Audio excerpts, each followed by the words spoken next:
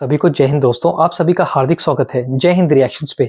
आशा करता हूं कि आप सभी लोग बहुत अच्छे होंगे। तो आज हम आपके लिए एक इंटरेस्टिंग और एक बहुत ही इंपॉर्टेंट वीडियो लेकर आए जिसमें आप देखेंगे पाकिस्तान की मशहूर पत्रकार और हम सबकी चहेती आरजू काज़मी जी का बड़ा ही जबरदस्त इंटरव्यू जो कि वो देंगी भारतीय मूल के सुमित जैन साहब को, जो कि एक जबरदस्त जियोपॉलिटिकल एक्सपर्ट है। और ये वीडियो का सेकंड पार्ट है। फर्स्ट पार्ट ऑलरेडी हम आपके लिए चैनल पर डाल चुके हैं, जिसे आप लोगों ने बहुत ज्यादा प्यार दिया था थ्रू मैसेजेस और कमेंट्स। तो इसे भी अंत तक देखें और चैनल पे नए हैं तो चैनल को सब्सक्राइब कर दें। तो चलिए पहले ये वीडियो देखते हैं और अंत में इसके बारे में बात करेंगे। जय हिंद, जय भारत। आपको ये जो आपका डर जो खुद डरा रहता है, वो डर सुना है कि वो बांग्लादेश में मीटिंग करने जा रहा है आपका जो डेप्यूटी प्राइम मिनिस्टर है, जिसका नाम इश्तिहार डर है।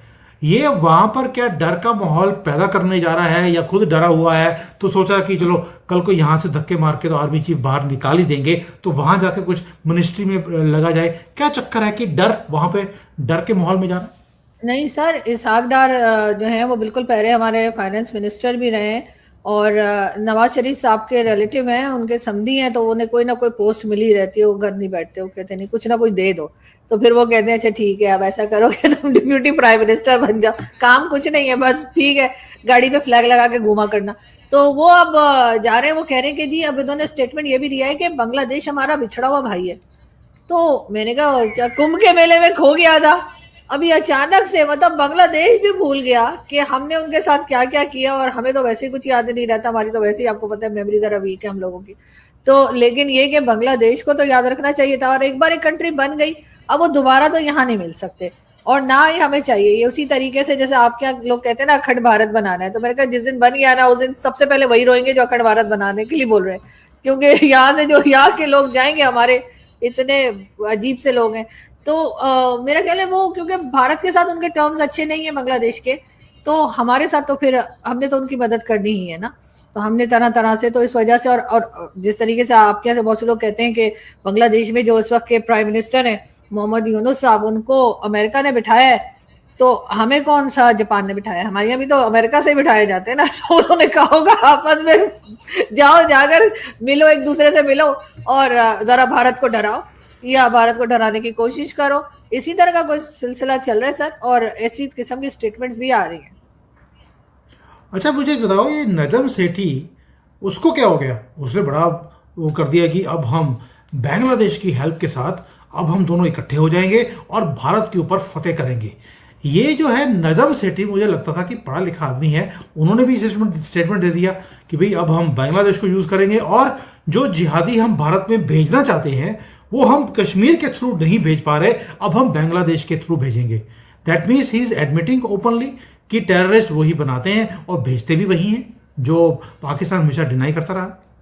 सर ये कब कहा नजम सेठी साहब ने? क्योंकि मैंने नहीं सुना ये स्टेटमेंट उनका, लेकिन आपने इतनी बड़ी न्यूज आपने नजम सेठी की नहीं सुनी? फिर मुझे लगता है कि आप पाकिस्तान में रहती रही है, आप बोलती है कि अब पाकिस्तान से वीडियो बनाती है, ये नहीं हो सकता। सर बहुत से जर्नलिस्ट ऐसे हैं सीनियर जिनको अब कोई नहीं सुनता, घर में भी कोई नहीं सुनता। तो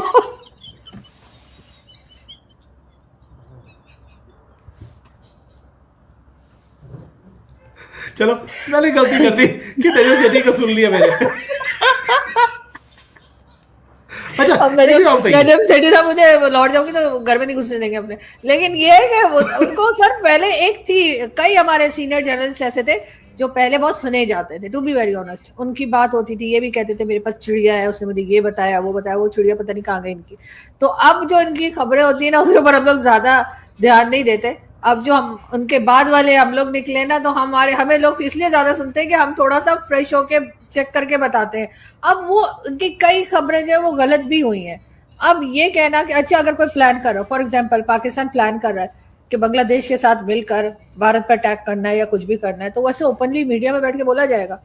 जाहिर है इस किस्म की खबरें तो छुपाई जाती हैं। आपको तो एक्शन के बाद पता लगता है या पहले से कह देते कोई डाकू पहले से आपके घर में डाका मारने वाले, तो ऐसा थोड़ी होता है। तो मुझे नहीं पता नजम सेठी साहब जो है ये ऐसे धड़ल्ले के साथ इस किस्म की न्यूज क्यों दे रहे हैं। भाई अगर करना होगा तो इंसान चुप करके देते, एजेंसीज का तो यही काम है। लेकिन ये तो नहीं है कि आप बैठकर भारत को बताए, वो भी आप भारत को बता रहे हैं। मतलब ठीक है मान लिया हमारे पास 2 बम ज्यादा है, लेकिन हाँ, हम लोगों से मैंने सुना, अभी हमारे एक पैनलिस्ट बता के गए कि जी पाकिस्तान ने हमसे 2 न्यूक्लियर एसिड्स में 2 बम ज़्यादा बना लिए, लेकिन इस किस्म की खबरें मीडिया पे नहीं दी जाती, और अगर दी जा रही हैं तो इसका मतलब है कि कुछ नहीं हो। जो कहते हैं ना, जो गरजते हैं वो बरसते नहीं, लेकिन पता नहीं कब गरजना बंद करके बरसना शुरू कर दें, वो नहीं पता।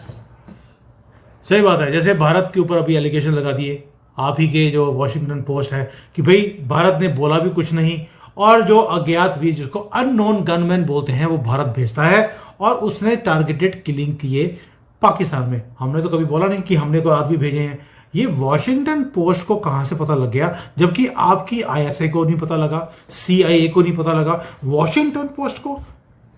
नहीं सर, देखें, अमेरिका के लिए तो ये खबर यकीनन इम्पोर्टेंट होगी, और पाकिस्तान के लिए भी होगी, क्योंकि आप लोग भेज रहे हैं यहाँ पे अननोन गनमैन और वो मारे जा रहे हैं। अब आप क्या चाहते हैं, हम खुद मार रहे, तो जो बाकी के उनके यहाँ पे रिलेटिव्स बैठे हुए हैं वो हमें उड़ा दे, ऐसा तो नहीं है ना सर। तो हम भारत पे डालेंगे तो डालने दीजिए। वॉशिंगटन पोस्ट भी यही चाहती है कि यहाँ पे जो लोग हैं वो थोड़ी हिफाजत से रहे, वरना आपको पता है कि एक ग्रुप में से कई 100 ग्रुप और निकल आए तो सब लोग जो है उन सरतन से जुदा वाले कहानी शुरू हो जाएगी। तो इसलिए हमने भारत का नाम ले लिया। भारत जाना अब इतना आसान तो है नहीं ना, कितने लोग वहां पे जा सकेंगे सर, इसलिए। लेकिन वॉशिंगटन पोस्ट की खबर है तो आप लोगों को जरूर डरना चाहिए। उसकी रीजन ये कि इसका साफ मतलब ये कि अमेरिका जो है वो भारत को कहीं ना कहीं पे प्रेशराइज करना चाह रहा है।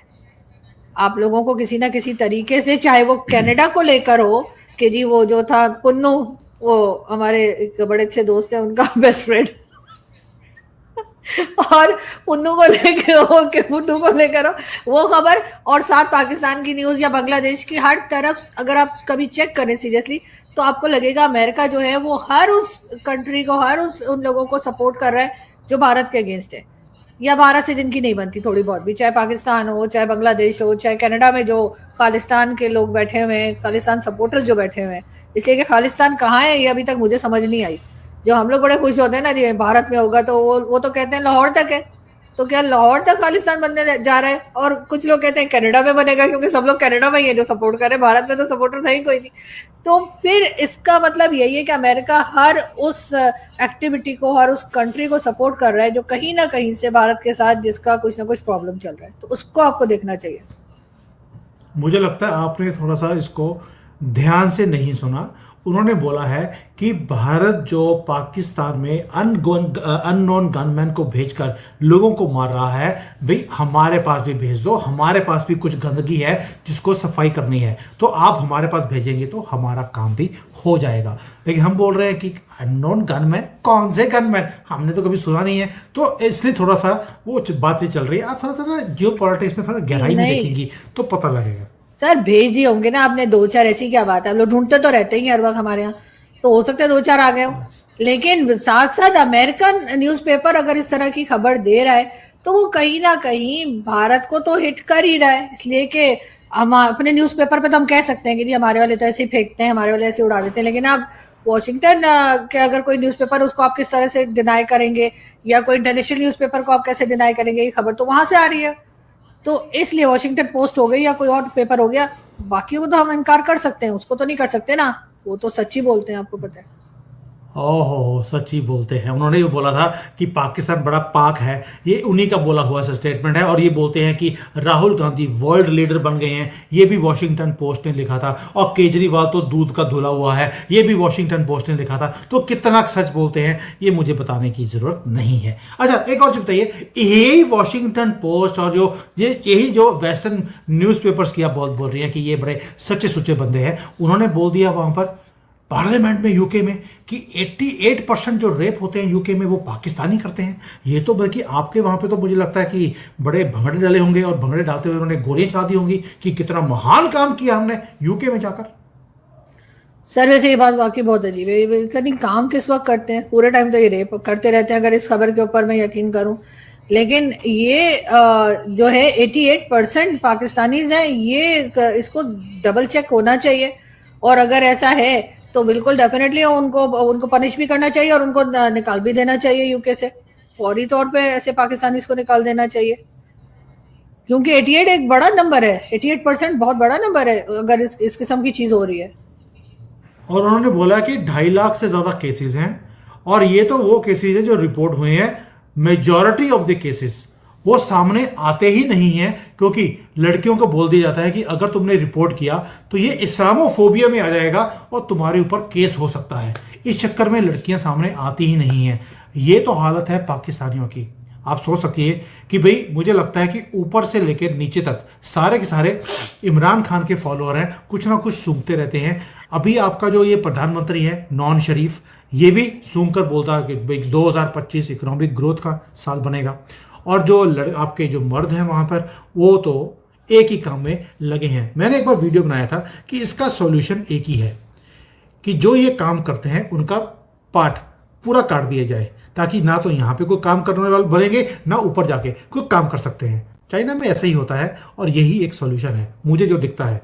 बाकी लेकिन इसके लिए ये जरूर है कि जिनके साथ भी ये गलत काम होता है, डेफिनेटली उन फीमेल्स को चाहिए कि वो डरे नहीं, वो अपने लिए आवाज उठाएं। अगर वो नहीं करेंगी तो फिर ये क्राइम बढ़ता जाएगा। जो हमें अगर 88% इनकेस है तो ये इसीलिए बढ़ा है ना कि किसी ने शिकायत ही नहीं की होगी, किसी ने बताया ही नहीं होगा, और अब जाकर इनको पता लगा। अगर शुरू में ही जो है फीमेल्स को कभी, आप मालूम है आपको, दोस्ती के नाम पर कभी किसी और तरीके से लोगों को इस तरफ लाया जाता है, तो अगर उनके साथ गलत होता है तो उनको डेफिनेटली जहां से भी हो, कोई भी कंट्री हो, कहीं पे भी इस तरह हो, तो फीमेल्स को आवाज उठानी चाहिए, डरना बिल्कुल नहीं चाहिए। आपको सुनकर भी हैरानी होगी, ये जो 88% लोग थे, एक भी आदमी को सजा नहीं हुई है यूके के अंदर पिछले 25 सालों में। क्योंकि वहां पर जो वकील होते हैं वो बोलते हैं कि ये तो मुसलमान है, अगर आपने इनको फांसी की सजा दे दी या उम्र कैद की सजा दे दी तो लोग बोलेंगे कि ये तो इस्लामोफोबिया है। उस डर के मारे, और जो गर्दन है वो भी तो जज को भी तो अपनी बचानी होती है, उसने उस डर से किसी को सजा ही नहीं दी। इसलिए रिपोर्टिंग ही बंद हो गई कि जब किसी को सजा नहीं मिलनी है तो फर्क क्या पड़ता है। इसलिए बोल रहा हूं, the London bridge has fallen down, और पाकिस्तानियों को बहुत बड़ा हाथ है उसके अंदर।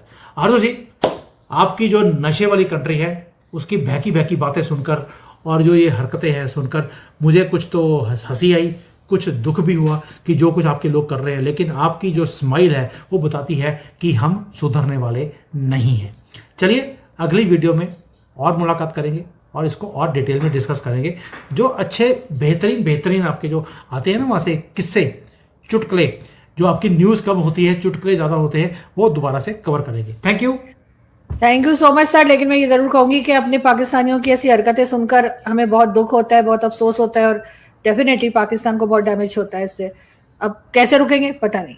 Thank you so much. Thank you. Pakistan को डैमेज होता है भी, वो तो खुद ही डैमेज है। उसमें डैमेज वो कहते हैं गंदगी में और गंदगी डाल दी जाए, क्या फर्क पड़ेगा। तो डैमेज जो पहले हो उसका थोड़ा सा और डैमेज हो भी जाए तो की फर्क पड़ता है। तो ये चक्कर है। बट एनीवेज देखते हैं, दुख की बात तो है ही है, लेकिन but let's see what happens in the future. Thank you for joining the show today. Thank you sir. दोस्तों आशा करता हूँ कि वीडियो को आपने अंत तक देखा होगा और हमेशा की तरह आरजू काज़मी जी और सुमित जैन साहब का पूरा डिस्कशन आपको काफी पसंद आएगा, जिसमें आपने देखा हमेशा की तरह सुमित जैन साहब ने आरजू काज़मी जी और पाकिस्तान की टांग तो खींची और पाकिस्तान के खूब मजे लिए, और वहीं आरजू काज़मी अपने नापाक देश को, अपने मुल्क को डिफेंड करती नजर आई। तो इसके बारे में आपके क्या विचार हैं? आप अपने विचार हमें कमेंट सेक्शन में लिखकर जरूर बताएं, और एक बार फिर चैनल पे नए हैं तो चैनल को सब्सक्राइब कर दें। तो चलिए फिर मिलेंगे ऐसी किसी इंटरेस्टिंग वीडियो में, तब तक अपना ध्यान रखिए। जय हिंद, जय भारत।